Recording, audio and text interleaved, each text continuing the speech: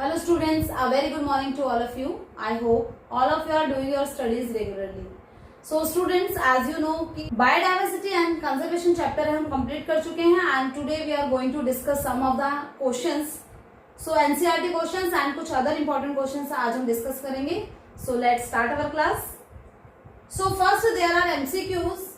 Conservation of biodiversity is important for सो हमने पढ़ा था कि कंजर्वेशन क्यों जरूरी है बायोडाइवर्सिटी का for all living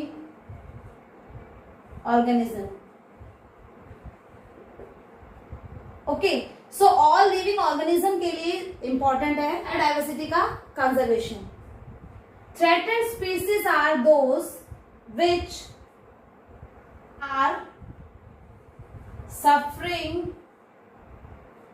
from the danger of extinction. So बेटा threatened species means endangered species में भी हमने यही पढ़ा था कि वो species जो कि extinction का danger है वो face कर रही है, मतलब extinct हो जाएगी अगर हमने उनको save नहीं करा. So उन्हें हम क्या कहते हैं? threatened species. Okay, next question. National parks and sanctuaries are establish for the purpose of, किस पर्पस से बनाई गई थी ये बायोडाइवर्सिटी के कंजर्वेशन. बायोडाइवर्सिटी के कंजर्वेशन के पर्पस से बनाई गई थी national parks and wildlife sanctuary. तो नेशनल पार्क आपको पता है वो एरिया जहां पर कटिंग ऑफ फॉरेस्ट बैन होता है, वाइल्ड लाइफ सेंचुरी जहां पर हंटिंग बैन होती है. तो biodiversity plants and animal community को कंजर्व करने के लिए जो क्या है वो सिक्योर किया जाता है, that is for the conservation purpose. वो कंजर्वेशन पर्पस से किया जाता है. Okay, next question is biodiversity is richer in. तो यहां पर हमसे एरिया पूछा है कहां पर? सो ट्रॉपिकल रीजन में.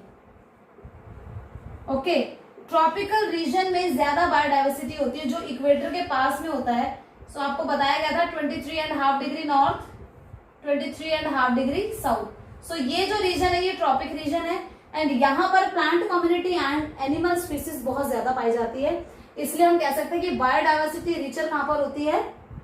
ट्रॉपिकल रीजन में. Okay, next is earth summit was held in. So यहाँ पर वैसे तो ब्राजील ऑप्शन में दिया हुआ है, ब्राजील रियो दी जेनेरियो में हुआ था. ब्राजील की कैपिटल है रियो दी जेनेरियो. सो अगर बिना ऑप्शन के आपसे पूछा जाता है तो अगर आप रियो दी जेनेरियो लिखेंगे तो it will be the correct. And Brazil option में दिया हुआ है, ब्राजील रियो दी जेनेरियो में अर्थ समिट हुआ था. अब था क्या ये अर्थ समिट? 1992 में 155 कंट्रीज हैं, उसमें इंडिया भी इंक्लूड था. उन्होंने कंजर्वेशन करने के लिए बायोडाइवर्सिटी का और अर्थ के कंजर्वेशन के लिए और पोल्यूशन को रोकने के लिए और सस्टेनेबल डेवलपमेंट करने के लिए बहुत सारे इश्यूज थे. उसके लिए वहां पर एक मीटिंग हुई थी जिनमें उन्होंने ये प्लेज दी थी कि हम बायोडाइवर्सिटी को सिक्योर करेंगे, लोकल लेवल पर गवर्नमेंट जो सिटीजन्स है उनका सपोर्ट लेंगे कंजर्वेशन के लिए. Okay, next question very short.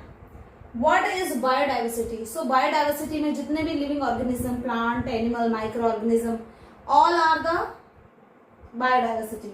Biodiversity refer to the varieties of plant की variety, animal की variety, microorganism जितने भी living beings हैं उनकी variety are called the biodiversity.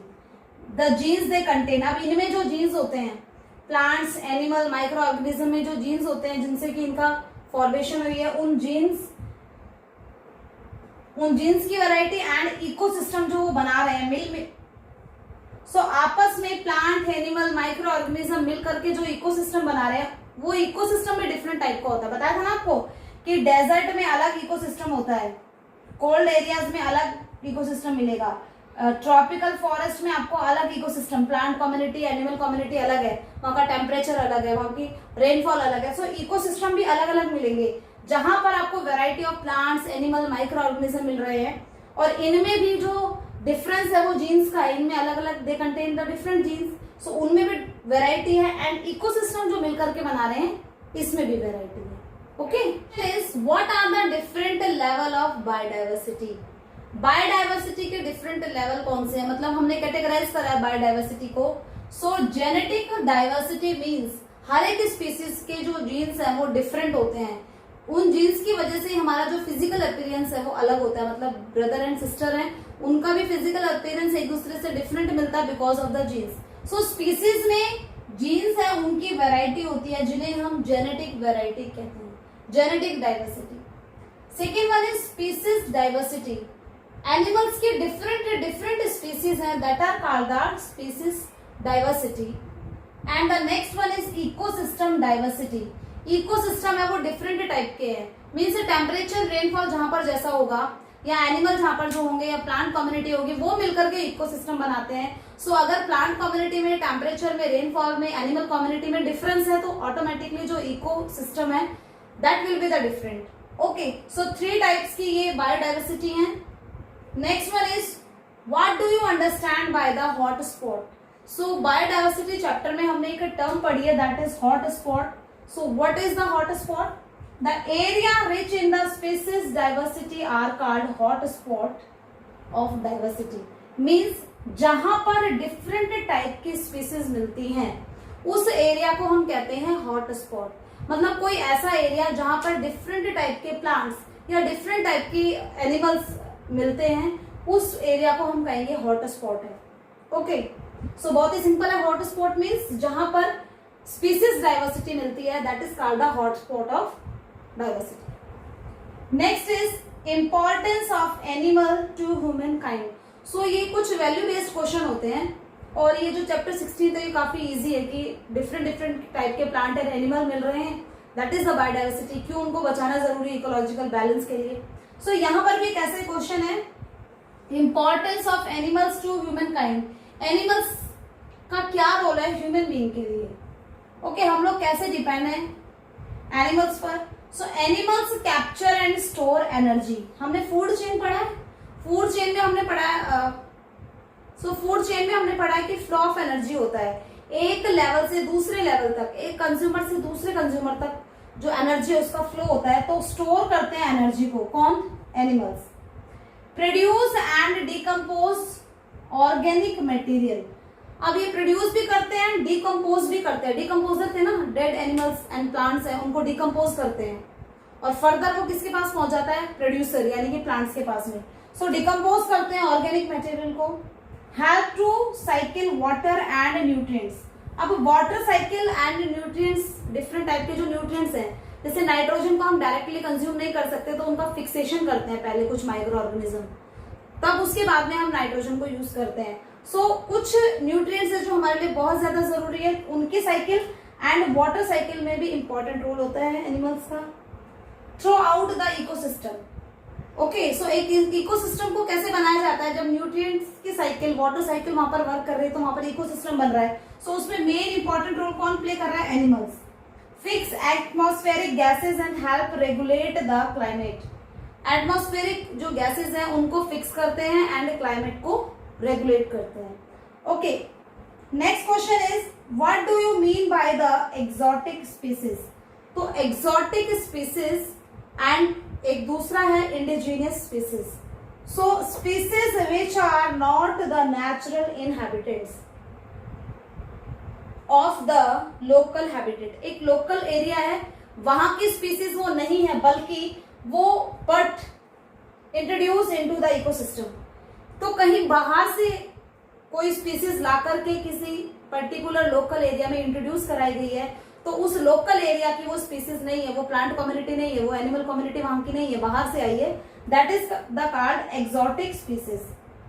ठीक है, तो एक लोकल इनहैबिटेट की स्पीसीज ना होकर के वो आउटसाइड से जब आती है, दूसरे इकोसिस्टम से आती है, that is called the exotic species. और जब एक लोकल हैबिटेट, एक पर्टिकुलर प्लेस, एक पर्टिकुलर इकोसिस्टम की जो स्पीसीज होती है, they are called the indigenous species. Okay, next question is International Union for Conservation of Nature and Natural Resources published information about species. अब ये जो ऑर्गेनाइजेशन है ये पब्लिश करता है स्पीसीज के बारे में रिपोर्ट, जिसे क्या कहा जाता है, रेड लिस्ट कहा जाता है।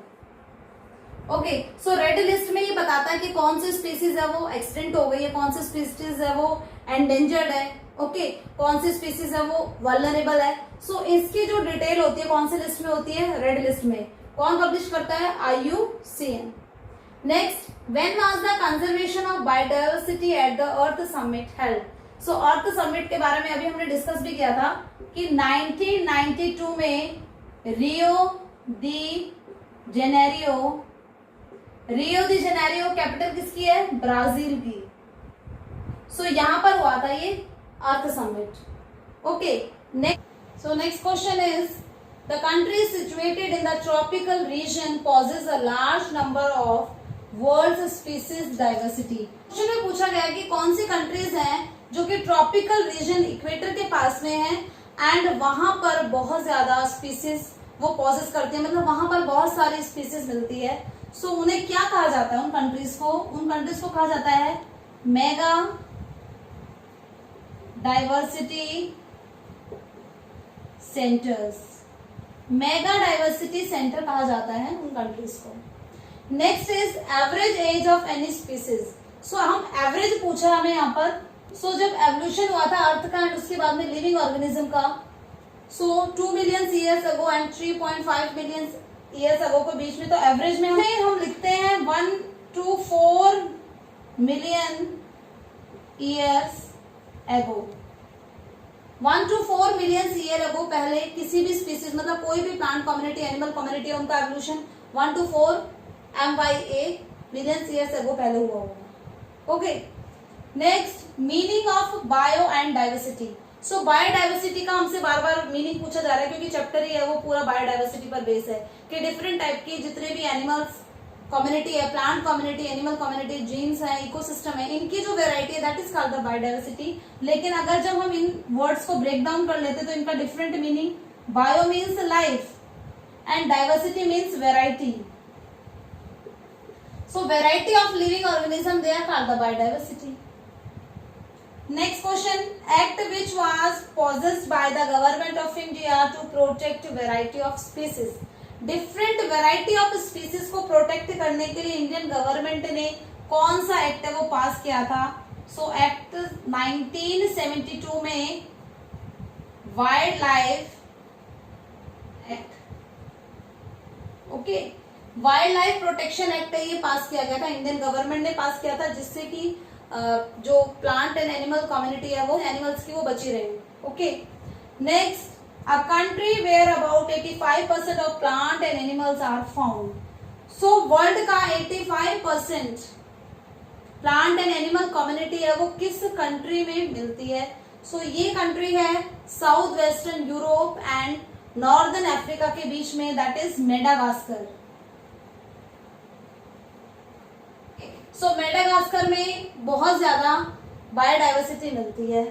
Next question, biodiversity is not evenly distributed over the earth. Biodiversity है वो हमारे अर्थ पर इवनली डिस्ट्रीब्यूटेड, मतलब ऐसा नहीं कि हर रीजन में बायोडाइवर्सिटी इक्वल है, बल्कि वो डिफरेंट हो सकती है। तो जैसे हम हॉटस्पॉट या मेगा डाइवर्सिटी सेंटर्स उन जगहों के लिए यूज करते हैं जहां पर बायोडाइवर्सिटी बहुत ज्यादा है, जबकि अगर हम ट्रॉपिकल रीजन में जाएंगे तो हमें कुछ ऐसे स्पीसीज देखने को मिलेंगे जो बहुत ज्यादा कम है, जबकि इक्वेटर के पास में जो ट्रॉपिकल रीजन है वहां पर बायोडाइवर्सिटी बहुत ज्यादा है, डिफरेंट स्पीसीज है प्लांट्स की, डिफरेंट एनिमल्स कम्युनिटी है।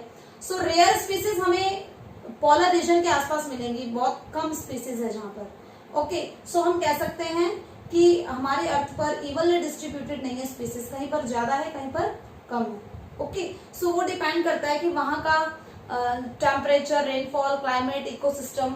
सो स्टूडेंट्स, आज हमने कुछ डिस्कस करे क्वेश्चंस बायोडाइवर्सिटी एंड कंजर्वेशन के। I hope all of you got that, and if you have any doubt then ask. आप एनसीईआरटी रीड करेंगे chapter and do complete this chapter, जितने भी आपको रिटर्न वर्क दिया गया है इसका, so complete it and send your work for checking. Okay, so do your studies regularly. Thank you.